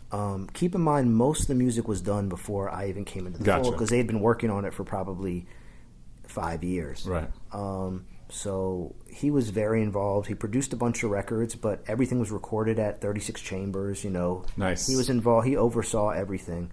Does that studio still exist? That particular location? From what I understand, and this was a long time ago, when RZA moved out to L.A., he sold it to Swiss Beats. Ah, okay. And I don't know if Swiss still uses that room or not. It was on 36. It was 36 West 37th Street. Right. And you been there? Yeah. Yeah, I went there. I've been there one time, and it was the film Capadonna. Yeah. Well, actually, they moved. Were you at that location, or they moved it by the West Side Highway for a little bit at one point? Well, it was like in 1999 or something like that. So it probably was the first one. It was a very memorable experience because he was still managed by Mike. This Italian guy that used to be like really involved with the Limelight. Oh, Mike Caruso. Yeah. He who manages Ghostface. Not currently, does he? Yeah. I think okay, wow. So. Well, he has a whole storied history as well. And these just being in the studio, it was like Shaim and some of the guys from Sons of Man, and Right. you did Sons of Man, Right, Hellraiser stuff. Yeah. Right. Did you re-release The Last Testament? Did you do a reissue of that, or? It wasn't The Last Testament. I think it was a compilation of a bunch of Sons of Man stuff, and that was on. We had this other imprint called Green Streets, which was just sort of like a distribution outlet for projects that didn't necessarily fit on Nature Sounds. Right. It might have been just an odd kind of pairing or whatever. So that was something we distributed for them. Right. Yeah, I wanted to talk about Green Streets too, because there's if you look at that catalog too, there's a gang of releases on it too. Yeah. So, but it's a lot more across the board as far as the artists. It's not from that core that we're talking about, Right. like Havoc being another one too. Right. A lot of like grimy New York, producers and rappers and shit. Yeah. Right. At what point did you decide to like do the Green Streets thing? I think it was when I was just being approached with so many different projects that I saw as being financially viable, but didn't really fit the Nature Sounds aesthetic, or wasn't something that wasn't an artist that we had signed. I was trying to keep the Nature Sounds releases strategic to a certain select group of artists that we had a working relationship with. I wasn't a big fan of like doing a one-off with somebody, have it on the label, and then have them do a bunch of records everywhere else. Right. Doom maybe being that exception, or a few exceptions, but I was trying more to just develop the people who I had long-term business relationships with. Right. But there were a lot of one-offs we did on Nature Sounds, but sometimes it would be a record where the artist already had his own label, so it didn't make sense to make it. So Green Streets became the distributor. Right. So it was just sort of one of those catch-all kind of imprints to do different stuff that, may or may not have worked on Nature Sounds. Did you do a Sam Snead record? It's funny, I did a deal for a Sam Snead record, but it never came out, and the guy I did the deal with, there was just a lot of strange things going on with that record. But yeah, it was an instrumental album, Sam Snead instrumental. Really? Yeah. Dope. And I think we pressed a single. I saw someone selling test presses. I saw it as well on eBay or something. I don't know where they got them from, because I don't even know that I have them. But wow. But yeah, that never really materialized. And I wanted to put it out as like a fan, and the music was great, but it seemed like the business Snead wasn't being taken care of properly by the agent I did the deal with. So Gotcha. it just didn't smell right. So I'm like, I'll just leave this alone. Right. And at the time, there was a bunch of other things going on, so it just one of those things that fell by the wayside. How did you, if you can, talk about just how you connected with R.A. the Rugged Man? That was through journalism too. I interviewed him for Vice magazine. It's a horrible. It's like one of the most disgusting, bizarre interviews ever. Where was it? It took place over the course of a couple of days. It was like a big feature, like a 7-page feature in Vice. It was mostly It's mostly photos, but I know I spent some time with him at the studio. We went around New York a little bit, and then I think we just connected from there. And also Eastern Conference was working with him. Right, but did they ever do a record, an album? They didn't, but he was on some of their compilations, and High Times distributed Eastern Conference for a little while. Oh, right. Because we did the Cage record. I totally forgot about that. Cage's album, Copyright. That was all kind of on Eastern Conference's imprint, but it was all distributed through me at High Times. Okay, yeah, that's a whole nother world of artists too. So Weatherman. I know you did Weatherman too, right? Yeah, I don't know if we released the Weatherman. I think that eventually came out after Eastern Conference wound up getting a different distribution deal. But they had played me RA's record and had pitched it, and I was super excited about it, and I thought that would be great. And then I don't know if RA and Eastern Conference stopped working together or how that played out exactly, but then RA came to me about doing the record directly. And again, at the time, I think he was thinking it might have been High Times, although he doesn't smoke.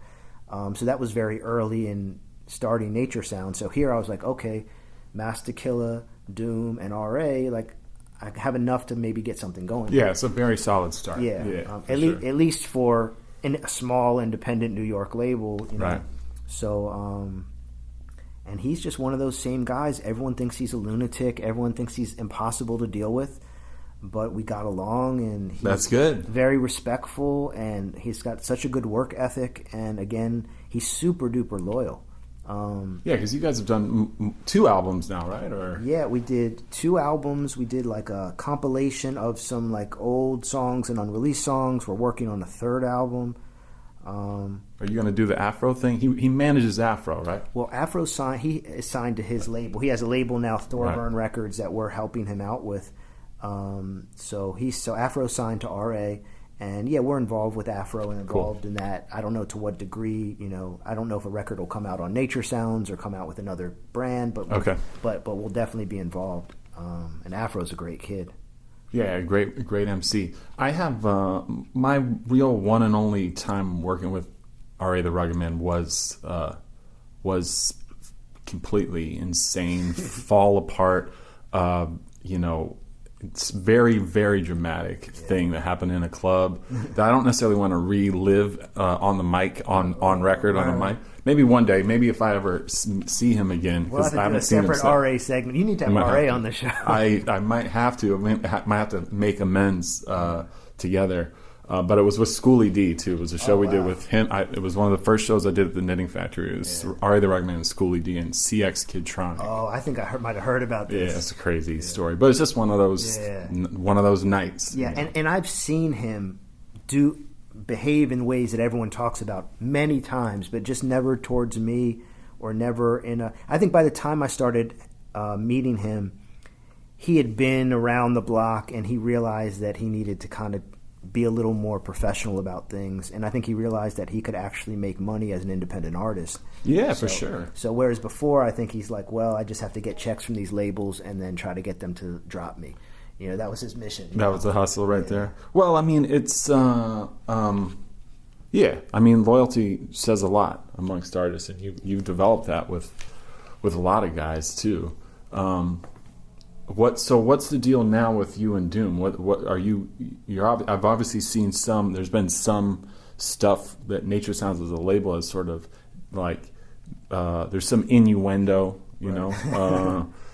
on social media. Are you guys working together on anything actively right now, or what's he got going on? I mean, I would say at the moment that at least is like something worth talking about. Yeah, I mean, I think a lot of the connections you see at the moment are just sort of Nature Sounds and myself assisting him and his team with whatever he needs. Right. He's always working on a lot of music, and we've had a lot of conversations about doing music together. At the end of the day, I think it's really up to him to say, okay, here's the project for you, Devin, or here's the project for whatever label. He's got so much music, and he has a vision, and he knows what he wants to do with it. So it's we started with trying to get him to do certain records and pitching ideas, but I realized at the end of the day, it's he's the one that's got to say this is done and this is ready to come out. For sure. So is he good? Is he doing good? Yeah, he's doing great. He's nice. Doing great. I see him on a regular basis, and he's doing great. The music that I've been hearing is great. What was the mix thing that just came out? It was something. Dang, what is that thing called? You know what I'm talking about? It was like it was a DJ mix. Unexpected Guests. That one? Or it was kind of recent. With Big Dada. Yeah. Maybe it was through the label. They did a mix that had some new or unheard shit. Yeah, I think he did it. I think Big Dada was reissuing King Ghidra. Gotcha. So they had him do like a little mega mix of some new songs, some old songs. I think there was maybe 1 or 2 unreleased songs on there. I don't remember. I didn't listen to the whole thing, but I think that was something he did with Big Dada. Right. Another project that, looking back to that at the time, and even now, I think it still stands the test of time, is the Soul Survivor 2 record with Pete Rock. Right. I even look back, like amazingly, I think we did a show at the Knitting Factory for that. It was like Terminology and like in 2007. I mean, I think the record came out then. You mean New York's Finest? New York's Finest, not Soul Survivor 2. I apologize about that. Yeah, but it ultimately was in that ilk where it was a Pete Rock helmed production compilation. It could have been Soul Survivor 3 for whatever reason he chose not to name it something else, but. Did you do a reissue of the first record though? Yeah, we did. We just did a reissue of Soul Survivor. How did that work out? Great. We've been doing a lot of stuff with Sony, reissuing a lot of their old catalog, and just reissues in general with other labels and artists. I just found that that's kind of a way to stay busy in between albums. Sure. Some of the artists we work with, unfortunately, just the way they work, there's so much time between albums, whether it be Doom or RA or Master Killer. Like on average, they could be 3-4 years between albums. Right. So the reissue thing has been fun because it's sort of like a pet project for me, because I get to go out and kind of try to rediscover either out of print albums or find stuff that I enjoy that's not in the marketplace anymore and try to reintroduce it. That chocolate milk is dope. Yep, that one is cool. And we got a couple other things coming up, a Willie Bobo project. I saw that. Yeah, what are those two? The Willie Bobo record is, he did 2 records for Columbia in the late 70s. And then there were also a bunch of unreleased songs from there. So we got together with Eric, his son. Eric Bobo. Yeah, and he's sort of remixing some of the music. He's finishing some of the things that weren't finished. We just did a 12-inch for that song, Always There, which was like a big classic. Yeah. And remember Khan and Amir? Of course, yeah. So Boston producer, DJ, edit. Does the edits. Exactly. And stuff. He's real big on that in the edit scene. So he did an edit of that track, which is super, super dope. I'll have to get you the 12-inch. Yeah. So what? Now that we're kind of in the midst of the first quarter of this year, and where are you at with the label now? Because it's been 10 years at least with Nature Sounds, right? Actually, depending on when you start, it will be 15 years this year. Really? Wow. Yeah, because the first 12-inch came out in 2002. So I don't know. I don't know if that really counts. The first album was 2003. First 12-inch was 2002, so technically it's 15 years. Dang. Well, congratulations on that. That's pretty dang good, man. Yeah, we got to plan something fun for that. Absolutely, yeah. Yeah, well, what? So this is the 15th anniversary. Yeah. I guess it would start at the end of the year. Well, you can make it whenever you want. I'm trying to figure that out now. So maybe the end of this year, the top of next year, we'll officially call it the anniversary. But that's never really been like your thing. You never put yourself on Front Street. You're not like a dude that's all up in the videos. I'm doing my Suge Knight right now. No, but I get the rest. But I mean, you've always been the type of guy that's you've been generating a lot of material, lots of albums and singles, and then you look up 15 years later, and then there's like a huge catalog from 3 different, if you really count it, 3 labels, unless there's any other. I mean, not excluding the reissues. Right. Yeah. No, it does catch up to you, and you turn around and it's like, wow. But yeah, I think it's just being focused on the music and focused on the artist, where I think the focus should be. Right. I mean, I don't want to discredit what we've done as a company and as a label, but I think at the end of the day, our success is dependent on the success of the artist. Absolutely. And that's kind of been the philosophy, and I think that's why we've been able to work with seemingly difficult artists over time, because I think we've been fair and kind of stayed out of their way, at least with regard to the creative process. And I guess that's pretty much what artists want these days. They just want to get paid and be able to make music. What about distribution-wise? I mean, how have you adjusted in the last 5 years as far as balancing? Because you're still doing physical product too, so balancing that with the digital and trying to come to that, making the perfect chemistry of that too. Sure. Given the the clientele of people that buy the records of the artists. Sure. I mean, I think we've been trying to take on as much of that ourselves as we can with regard to distribution. We still have distribution partners we work with, but I think the future is really going directly to the consumer. So trying to build that relationship and cultivate that, because pretty soon there aren't going to be distributors that want to carry CDs.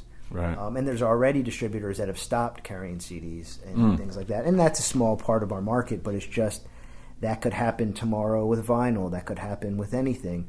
Why do you think CDs, why do you think the Japanese market still supports CDs so much? I think they appreciate there's more of an audiophile market there. So I think having, a higher resolution, high quality digital file is valuable to them.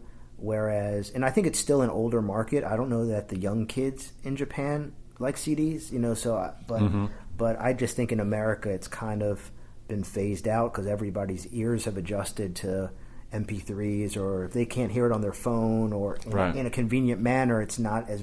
So I think here the value is placed on convenience. There, the value may be placed on quality. And it's interesting because I feel like in Japan, I don't know how many people own or drive cars. Right. I just don't know how that data. So they're buying CDs, which in America you would think would be mostly listened to in cars, whereas there it's probably CDs are listened to mostly at home, on like nice systems. Yeah. And that might be part of the reason, because they are listening to it in a nice environment that's maybe set up, surround sound or whatever is appropriate environment to hear that. Whereas if you're in your car, although it sounds great in a car, you may be less concerned with the acoustics and certain things. Maybe you're just fine with hearing an MP3. Or again, I think it's also convenient. You plug your phone into your stereo, or use a USB stick or something, and but yeah, I can't really call it. Maybe it'll maybe it'll come back down the road the same way vinyl made a huge resurgence. One last project I really wanted to get your take on too was the J Stay Paid thing. Like, so you were is that something we can chat about? we can, and we'll see where that goes. What was your experience with putting that together? I mean, obviously, there's a lot of releases by post-humanist releases by him. Right. So it was how'd it go? I tried to be very, very delicate. Because I think going into it, I as a fan, I had the same thoughts as everybody else. Like, what are you doing? Why are you messing with this guy's legacy? What is so? I mean, the bottom line is his mom wanted to do it, and so that first made me feel a little bit better about it. And then I talked to her about it, and I said, "What do you think? The best way to do something like this is, and who would he want to have involved?" And the one thing she told me right off the bat was his biggest idol in life was Pete Rock. Mm-hmm. So I said, all right, let's get Pete Rock. So we go to Pete Rock and we say, hey, this is the concept of the project, and we want to have you sort of oversee it and be the musical director and piece it together and make sure it's something that Dilla would be proud of. So between her and him, I felt like, okay, this is something that I can feel good about, feel like I'm doing everything in my power to make sure that it's a good reflection on his legacy. There was another engineer he worked with in LA that his mom connected me with, who actually had a lot of files from when they worked together. So he had a lot of insight about some of Dilla's thoughts in the later years in LA, and he actually was one of the people that would drive him to the hospital a lot when he was in and out. So, I didn't know that. So they were very close. So I was getting information from a lot of people that made me feel good. And then the people that we had on the album were either people who had a relationship with Dilla or people who Dilla had expressed an interest in working with. So, and then most of it was instrumental. So that whole process was great. It was, it was an exciting record to make. I was pretty proud of how it came out. House Shoes mentioned it was the best of all the terrible posthumous releases, so that made me feel good. That's something. Yeah. So, I think given the circumstances, we did the best job we could with it. And then after it came out, that's when things got a little hectic. Oh, really? There were a lot of legal issues and people coming at the label for answers. Yeah, it was very, very, very complicated. Because Dilla had recently passed, so his business affairs were very complicated at the time. Right. There was a lot of people who had different interests, who were conflicted on how to deal with things, and we kind of got caught in the middle because at the moment we were creating the most revenue from his work. So we sort of became the target of these problems, and it was a very, very difficult time, and it almost put the label under. Really? Yeah. Like we were pretty close to calling it quits because it became that difficult. I don't know how much of the details I can go into, but there were lawsuits. There were. It was very, very difficult and very, very expensive. Dang. But we came through. Look, you're here now, and and so that's that's always reassuring. But Yeah, I mean, the one thing I can give you is you've tackled some challenging artists to work with. Sure. You put out some adventurous projects, and the label is if anything resilient. In that I think we can all attest to this. Even myself, as ex label owner of my own label, at least, that the imprints that were around, that were your contemporaries when it started, many, if not most of them, are no longer existent, or have become dormant one way or another. There's only a couple left that are actively releasing and producing projects. And it's good company to be in, so it feels good. I think there's still a lot of growth for us. But the bottom line is I just didn't know how to do anything else. I'd done this for so long that, what was I going to do? Go work at a label or go do, I was always an entrepreneur as a kid. And so it was always going to be something like that, and always loved music. So it was like, okay, I could start another music business of some kind. But, I mean, at this stage, you yourself, I couldn't really envision yourself going to another label to work at. Yeah, I thought about it just because times got real, got real tough. But but I did the math, and I realized that if I can get through the tough time, get over on the other side, I can probably be okay. I'll be okay for a little while, versus just going to work for a check and being a little borderline miserable.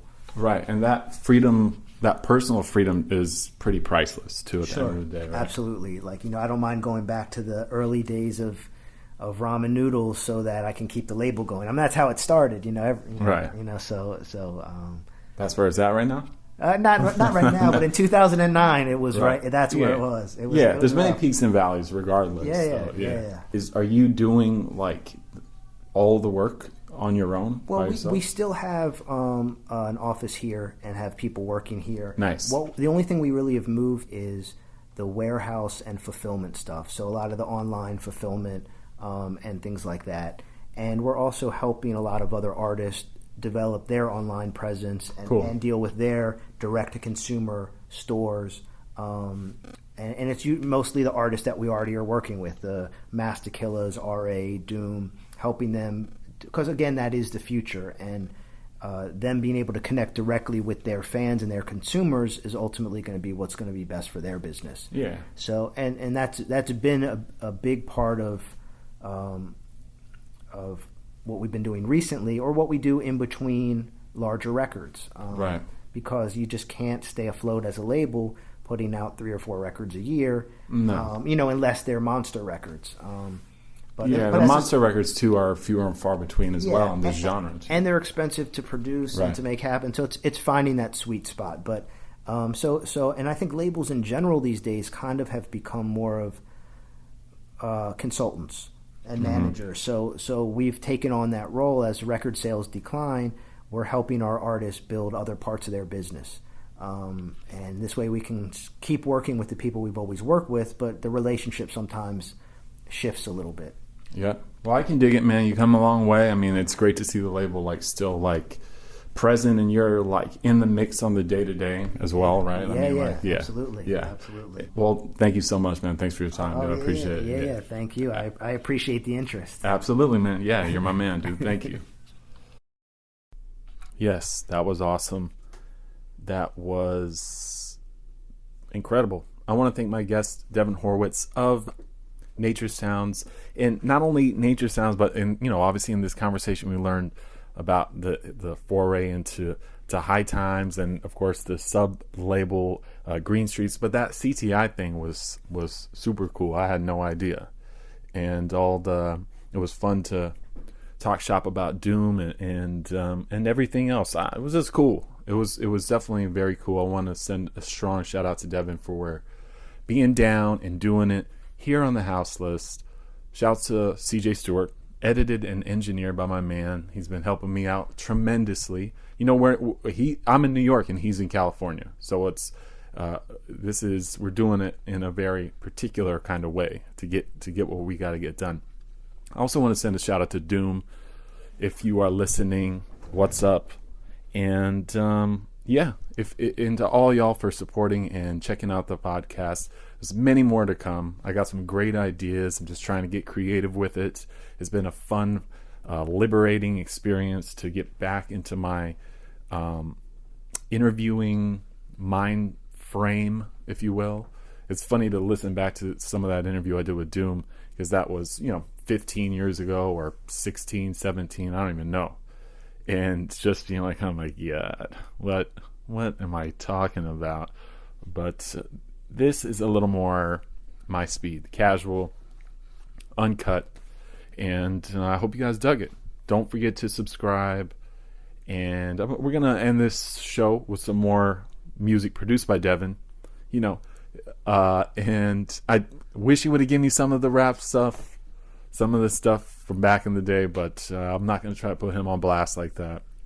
Nevertheless, let's ride it out with this joint, and I will see you guys next week. All right, peace, y'all.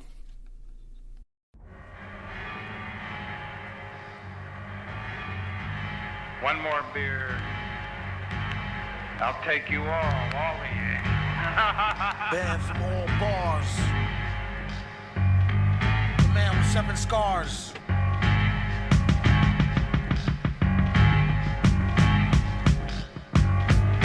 Smack it up, flip it, pulled out. About to fell, Sunday in the ATL, and I'm all out of hell. Like a bat out of hell, trip on a cattail. Butt drinking out a pail, who let the rat out the cell? Got all the ingredients and recipe, might as well. Since last week, the bootlegger been in jail. If all else fail, inhale an L. Making sure they can't see a sale via snail mail. Mine like a sewer, serve a rhyme on a skewer. Doom a step to a fine dime like he knew her. My black sister, she said step back before he kissed her. She did the dipper and the smack just missed her. Here go a list of politics like Henry Kissinger. 99% of rap's just a friendly listener. I'm like these dudes must have some screws who used to hate y'all. Or a couple of ounces short of deuce and 8 ball. Y'all know it's time for the end when the day come. Buy an album, get rudely insulted over fake drums. Same CDs you get for free, you break them, or lake them, make them eat their food like steak them. Why she wanna ask me if I could pass the paprika? One hand on the mic, the other on the beaker. Every week or so, peek out the lab door, Eureka. A technique to keep something unique in your speaker. For your information, I didn't do the beat, y'all, it ain't my fault. If she didn't move her feet at all, Skeeter robbed Peter to pay Paul, so he could trick it on Mary so she could play ball. Just better have my skrilla. Cut it out with all that funny hand job, will ya? All this trouble for a tall glass of OE. Drink it all fast and make your whole ass slowly. Remind me to remember what you told me. Holy moly, did you get a load of her roly-poly? Yo, G, remind me to remember what you told me. Whoever don't feel them, feel balls like a goalie. 1 for the money, 2 for the better green, 3, 4 methylene, dioxymethamphetamine. Told her knock me, get a queen, get the head fiend. Tell him it's from Medellin and use oxyacetylene. Who needs airplay? It's all just hearsay. Leave a wig like it was having a bad hair day. Lyrical glide master, ask him what's the secret, he said Shasta. It turned to formaldehyde faster. When I'm home with my lady, I try to do her daily. One night she tried to flail me with her ukulele. Pack your heat, the villain on the cover of Black Beat, with a bunch of crackers and some snack meat. They better have my skrilla. Cut it out with all that funny hand job, will ya? All this trouble for a tall glass of OE. Drink it all fast and make your whole ass slowly. Remind me to remember what you told me. Holy moly, did you get a load of her roly-poly? Yo, G, remind me to remember what you told me.